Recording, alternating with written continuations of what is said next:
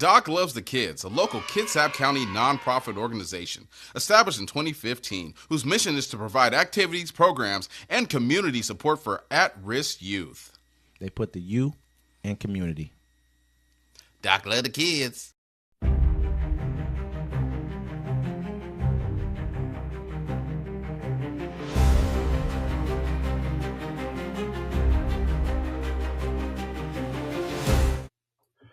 Welcome to Uncommon Courtesy, where we give you the courtesy of conversation that's uncommonly spoke of. I'm D-Mac. I'm Wesley. And this is the show. Hey, don't forget to like, comment, subscribe. Don't forget to catch us on our other shows, Plays and Parlays, Civil Discourse, UFC with LT, and The Friday Fix. Welcome back, Senior Wesley. Hey, welcome back, man. It's good to see you, bro. It's good to be back. Very good to be back.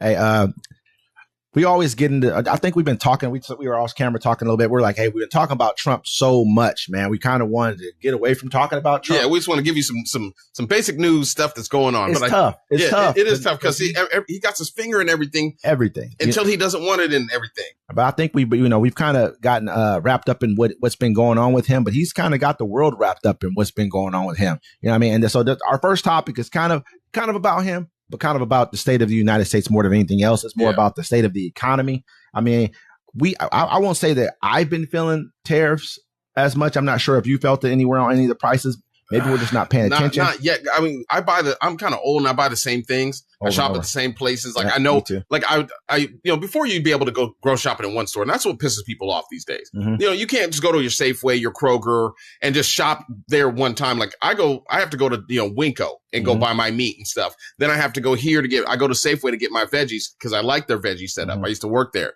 And then I have to go to different places to shop, and it's what I have to do. And you have to use coupons. And so I think that's like for me, it's like I just don't shop at one place. Absolutely, man.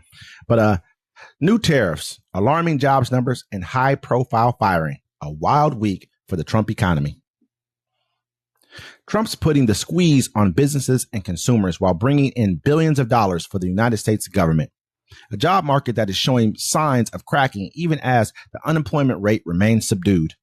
Tech stocks surging on Wall Street, fueled by artificial intelligence boom, as many other sectors are ailing. As Commerce Secretary Howard Lutnick said on social media earlier this week, the Trump economy has officially arrived. The past week was already primed to be a doozy for data, while investors and analysts eagerly anticipate updates about economic growth, jobs, and the Fed's latest interest rate decision. Major companies like Apple, Amazon, Meta, Microsoft reported their latest financial results. Trump's deadline for trade deals was set for Friday. But what happened this week turned out to be more extraordinary than anyone expected. I'm sending off red flares. We're on the precipice of a recession, said Mark Zandi, chief economist at Moody's Analytics, a financial research company. If tariffs keep increasing, I don't know how we avoid a recession. Coming into this week, the U.S. economy had generally been considered in good shape, despite mounting uncertainty and concerns about slowing growth.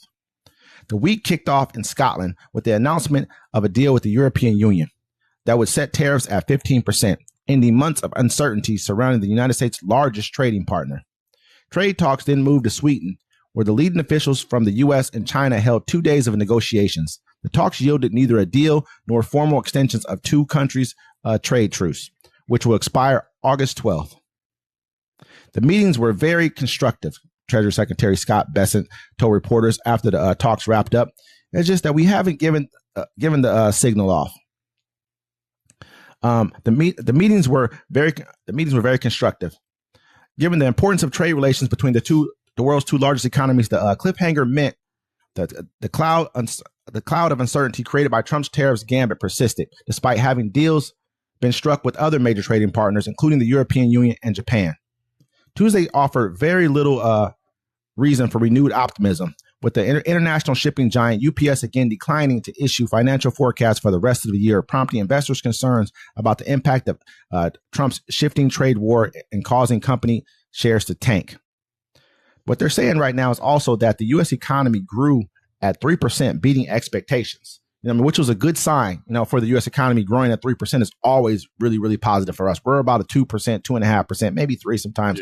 kind of growth. I mean, which is great for us because the larger your economy is, the harder it is for you to grow. It's easy for an emerging economy to grow because they have nowhere to go but up. They're already kind of in the dumps of, you know what I mean, of anything. So that's why you see 5% up to 8-9% growth from places like China and India. You can see that there because they have a lot of room to catch up. Yes. You know what I mean? And so that right now with the tariffs, I haven't really felt a lot of tariff kind of, burdens on me, but that's because August 1st was like the deadline for a lot of these tariffs to start really kicking in from a lot of these different countries.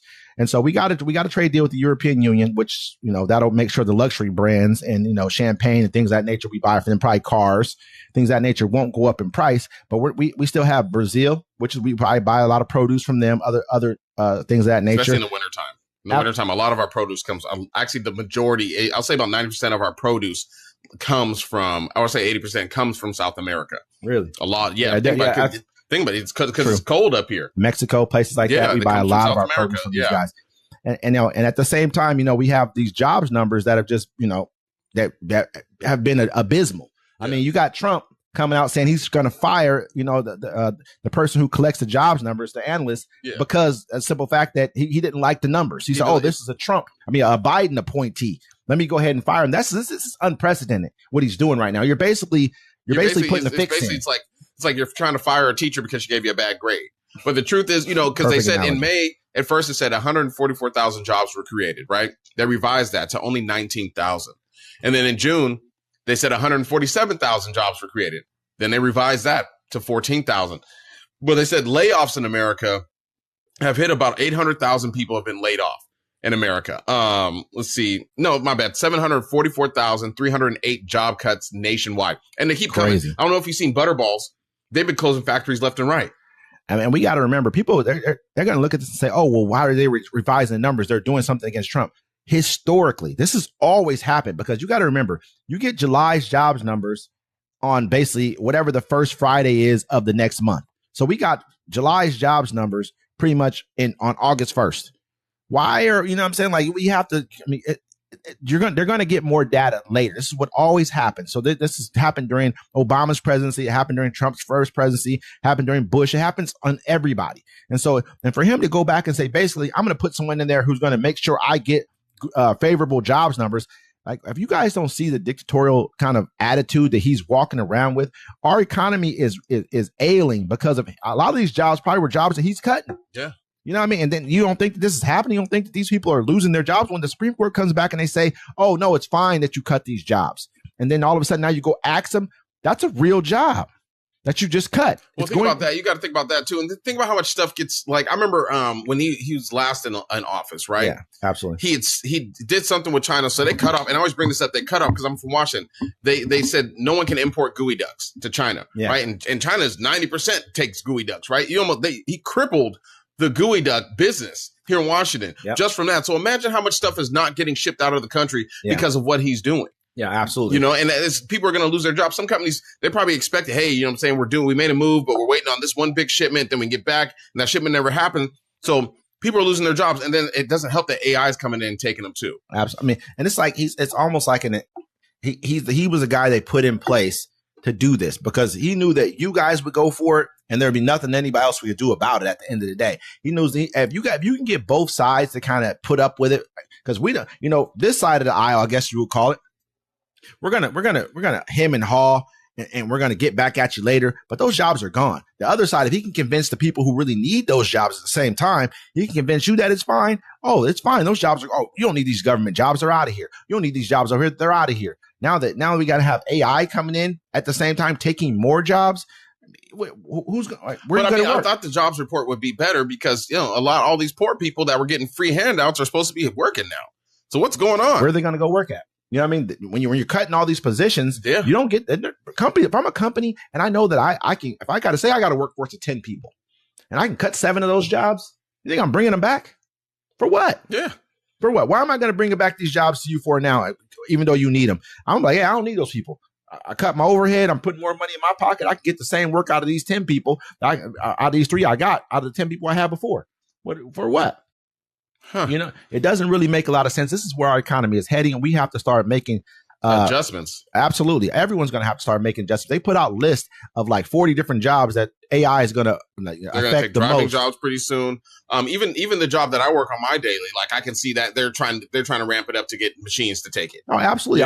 When you're dealing with even any kind of brokering, when you're dealing with anything like that as well, when you're calling and talk to different brokers or different companies, they have an AI answer the phone for you. Oh, can I take your number? I went to Wendy's, brother, and the drive-through lady was an AI, and she must have thought I was fat because she keeps giving me double meals, and I'm like, I'll take it. You know what I mean, but this is where we're heading. Because why am I going to have a person do this job right here when I can have this thing do it here, and then when I really need someone for you to talk to, I'll have a guy down the line for you to talk to. But by the time you get there, he's already probably talked to 3 or 4 people because it's going to take you so long to get through this AI. Well, you get so frustrated, you hang up, and you either deal with it, or by the time you get to somebody, it's someone foreign anyways. Or you go online and do it. Yeah. So now all of a sudden I can either use my online system, it's quicker for myself, or I can use this is where we're going, People folks. need to learn how to can food and just prepare. I mean, and it's crazy how the price of everything's going up and everyone's losing their jobs. But I guess they're okay with it because they're just going to hide it now. It's going to happen. I mean, think about it. They fired the people that were doing the climate change report. They're like, this is what the climate's going to look like. They fired them. Fire them all. Try to bury the report. And you guys are good with this. It's to me, it's just baffling to listen to. I don't think a lot of people are good with it, actually. I think there's a lot of bots online because I think a lot of people, they're just having buyer's remorse. And the one guy said, hey, just admit you were lied to. That's all you have to do. Don't admit you regret your vote or what. Just admit you were lied to. I mean, to me, man, you wanted this, man. This is exactly what you were good with. I don't even want to. You can say I was lied to, whatever you want. But if you fail for this, it's an issue. And I can't say that I just look at Trump, everything's like horrible about him. I'm not going to say that. There's things that are good about Trump. I mean, I think some of his we'll see where he pans out with them. Some of his foreign policy issues are good. I mean, okay, he's trying to take a tougher stance on Russia, not seeing any actual doing. He said first president to stand up against Israel and say something. Yeah, I mean, but he's still allowing a genocide. But I mean, there is some kind of movement when he's talking about I'm going to send in food. There is something going on. Yeah. There's something cooking more than just we're Zionist. There's a red line and everything else that's being Israel said. has a right to defend themselves. Exactly. So I mean, even though that was almost a year and a half ago, and hopefully its economy can get better, but I don't see it happening with these tariffs and with the way things are going and with us spending more. I mean, where are we going to get the money from? People are not going to have jobs to pay taxes. I don't know. I mean, rich getting richer. Well, don't worry. You get no tax on your tips at the end of the year. It only is so much. Hey, it's crazy. That's only good for 3 years. Who's going to have those jobs after 3 years? Nobody. AI. Yeah. Robots are going to be dealing with those. So it won't be you there worrying about tips anymore anyway. So I'll be happy for that. Everybody want a tip.